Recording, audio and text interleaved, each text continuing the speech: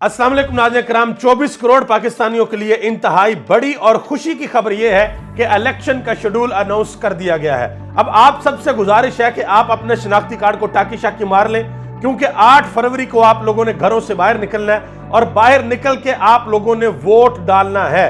पाकिस्तान तहरीक इंसाफ के लोगों को खुसूसी मुबारकबाद, क्योंकि पिछले 2 साल से ये लोग एक ही कोशिश कर रहे थे कि पाकिस्तान में हर सूरत इलेक्शन करवाए जाए। हाँ, एक चीज शायद उनकी उस तरीके से नहीं मानी गई, वो कहते थे कि साफ और शफाफ इंतखाबात करवाए जाएं। इसके लिए उन्होंने अदालत से रुजू किया था और यह कहा था कि ब्यूरोक्रेसी को आरोज ना लगाया जाए। बहरहाल काजी फाइज ईसा साहब ने पाकिस्तान तहरीक इंसाफ के वकला को सुने बगैर, ये हमने पहली दफा देखा, कभी कभी तो वो ये कहते हैं कि हम फरीक को सुने बगैर नोटिस भी जारी नहीं कर सकते, और यहां पर पाकिस्तान तहरीक इंसाफ के वकला को सुने बगैर उन्होंने फैसला ही कर दिया, केस का फैसला कर दिया और यह कह दिया कि इलेक्शन शेड्यूल 2 और इलेक्शन शेड्यूल आ गया। लेकिन हैरानगी की बात है कि इलेक्शन कमीशन ऑफ पाकिस्तान ने अभी इलेक्शन का शेड्यूल अनाउंस नहीं किया था।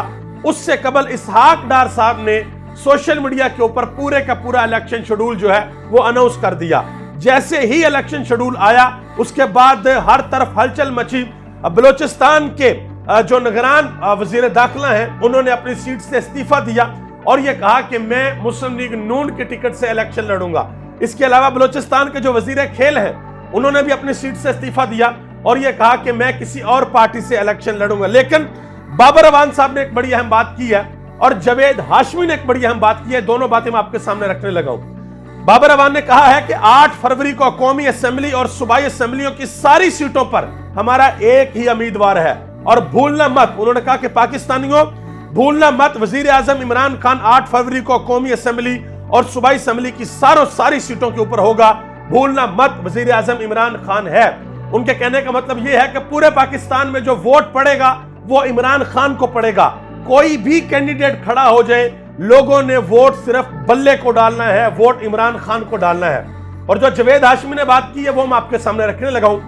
उन्होंने टीवी के ऊपर, GNN के ऊपर उन्होंने इंटरव्यू दिया और उन्होंने कहा कि पाकिस्तान तहरीक इंसाफ पॉपुलैरिटी की तमाम हदों को तोड़कर आगे जा चुकी है।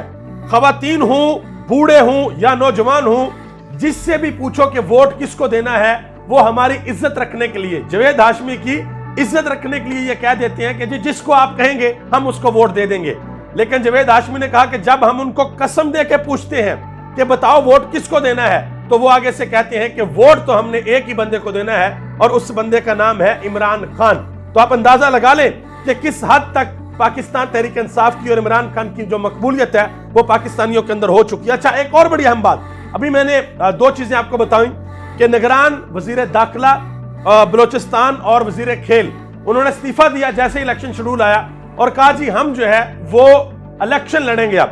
हालांकि पाकिस्तान के आईन में, ये मैं आपके सामने रख रहा हूं, बड़ा वाज़ेह अंदाज के अंदर लिखा हुआ है कि वो लोग जो केयर टेकर कैबिनेट का हिस्सा हूं वो किसी भी सूरत इलेक्शन नहीं लड़ सकते। सिर्फ वही नहीं बल्कि ना उनके बच्चे इलेक्शन लड़ सकते हैं और ना उनके घर वाले इलेक्शन लड़ सकते हैं। ये पाकिस्तान के आईन के अंदर बड़ा वाज़ेह लिखा हुआ है और आप अंदाजा लगा ले कि यहाँ पे क्या किस तरीके से चीजें हो रही हैं। अब आ जाते हैं जी इंतखाबी शेड्यूल पे, और उसके बाद आपको यह भी बताना है कि लाहौर का सर्वे आ गया, बड़ा अहम सर्वे आ गया कि लाहौर की क्या सूरत हाल है, वो भी मैं आपके सामने रखने के लिए जा रहा हूं।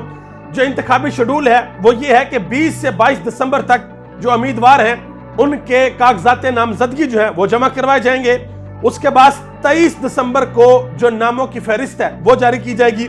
इसी तरीके से आगे 24 दिसंबर, 3 जनवरी, 10 जनवरी, 11 जनवरी, 12 जनवरी और 13 जनवरी को इंतखाबी निशान अलॉट होंगे और 8 फरवरी पोलिंग डे होगा, जुमेरात का दिन है। अब देखना यह है कि क्या पाकिस्तान तहरीक इंसाफ को यह election commission level playing field दे पाएगा या नहीं दे पाएगा, यह सबसे बड़ा सवाल है।